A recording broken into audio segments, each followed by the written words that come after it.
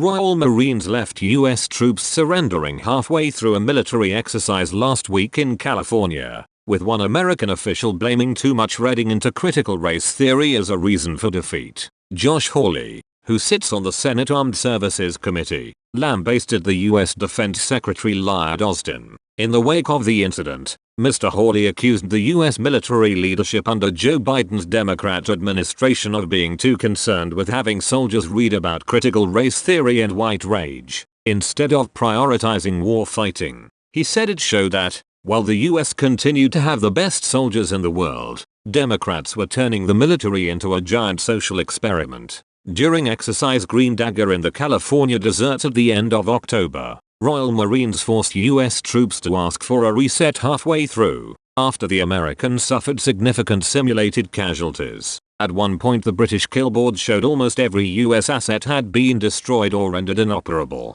When the exercise ended, the Royal Marines were in control of over 65% of the area being fought over, having started with less than 20%. Mr. Hawley said US Defense Secretary Lloyd Austin and General Mark Milley, chairman of the Joint Chiefs of Staff, had their priorities wrong, and he said China would have been observing the US defeats to the Royal Marines as it contemplates a potential future invasion of Taiwan. Asked what China's reaction to the British triumph would be, Mr. Hawley said, "They're probably wondering why it is that people like General Milley and Secretary Austin spend so much time recommending books on white rage, on critical race theory, and are not more focused on war fighting. Here's my view. We've got the best soldiers, airmen, Marines in the entire world. Our soldiers are amazing war fighters. Let them fight. Train them to fight. Let them do what they do best. And stop using the military as a giant social experiment, which is what the left seems to want."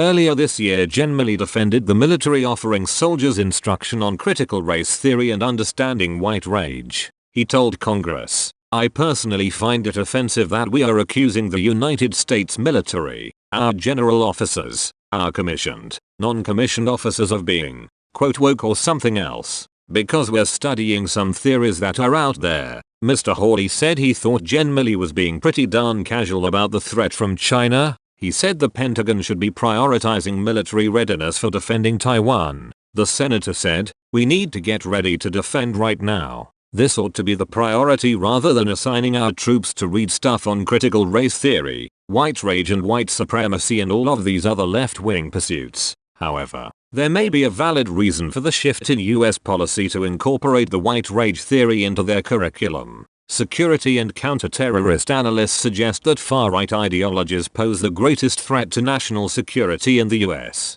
Scholars have argued that lone extremists in the US are capable of inflicting dire consequences on the public, and understanding the mindset behind such radicals can both help in the prevention of such acts through intelligence gathering, as well as reacting to live incidents. Several high-profile terrorist incidents and mass shootings have occurred in the US, and as the theory of terrorism suggests that maximum publicity for a cause is part of the modus operandi of an attack, violent non-state actors are seeking ever more dramatic and sophisticated methods that will one day require military intervention. For now, the US can console itself that the session with the British Royal Marines was a training exercise, but with tension building fast in the Indo-Pacific region, the pressure is on Mr. Biden and his defense entourage to maintain a peaceful status quo if it is to live up to its role as a hegemonic power.